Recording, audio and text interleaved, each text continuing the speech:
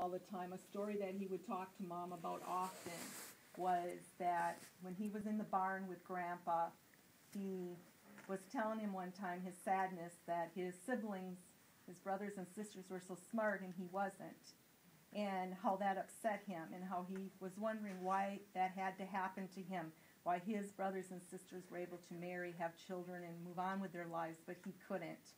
And Grandpa stopped the chores, and he took him outside, and he said, "Bobby, look up in the sky."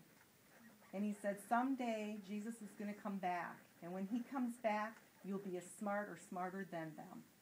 And Uncle Bob never forgot that. He used to tell my mom that story all the time. "I will be smart like all of you someday. I will be smart like all of you," because Grandpa told me. And he said, and he believed in that. And he told that story many, many times to my mom as he lived with my mom. Oh, that's really neat. When you told me that the other night, I thought that is so neat, because we all feel that way. We were, in a sense, all us cousins were, in a sense, his kids. We really were. Yep, we were all his kids, basically. And we had to, we have to walk to that. Yes, every generation of kids that came along became his friends. Yep. So, at this time we have, go ahead. So I'll say one story. When about a year ago, when I went up to the nursing home to see Uncle Bob, we were talking. I said, "Uncle Bob, you been praying much lately?" He says, "Well, not as much as I should. But I always bow my head when somebody else prays, and will you pray for me right now, Clint?" I said, "Sure, let's pray." So we prayed, and he closed his eyes and bowed his head and folded his hands, and we prayed, and just praying for his time at the nursing home and all the people that are nice to him, and on. And we after the prayer, I said, "Uncle Bob, do you think about heaven at all?" "Oh, I do think about heaven."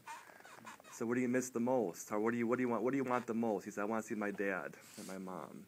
But he said, because I want to be able to walk. That was the second thing. Then he said, he brightened right up. He said, "In heaven, I can eat all the cookies and drink all the coffee I want." And that was what he wanted.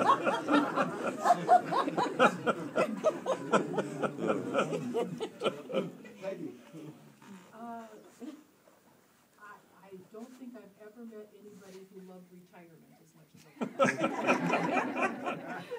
do. He loved Grandpa so much.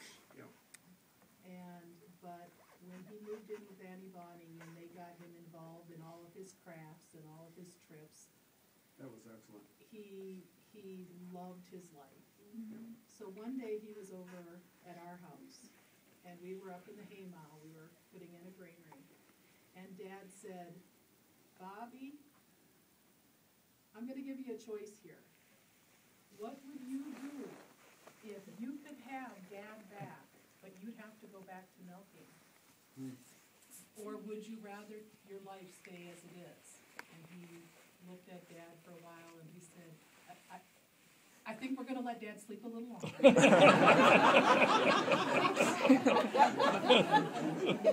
seldom. You see Grandpa without Uncle Bob. Very seldom. Usually Grandpa knew where Uncle Bobby was. Yes. Yep. They always,